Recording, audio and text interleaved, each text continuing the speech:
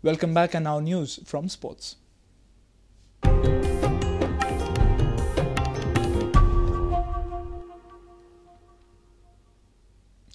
Gera won the late Srimati Chandravati Parsekar T-20 cricket tournament. Gera batted first and posted a steep target for PG Warriors as the latter fell short by 24 runs en route their chase.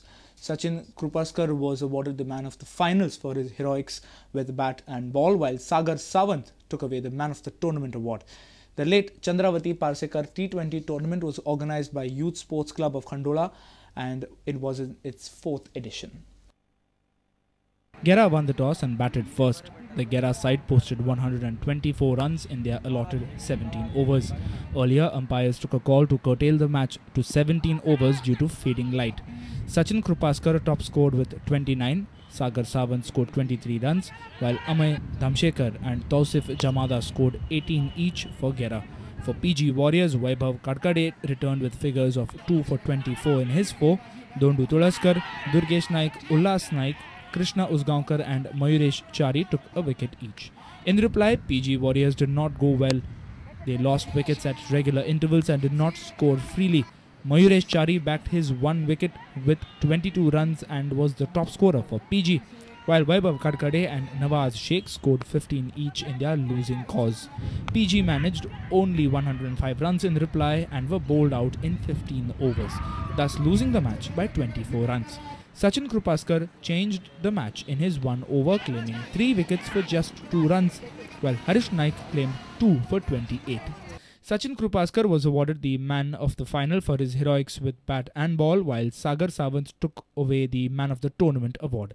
Mayuresh Chari was adjudged the best batsman and Harish Naik was awarded the best bowler. Our sports reporter Nikhil Pereira with video journalist Tulsidas Chari.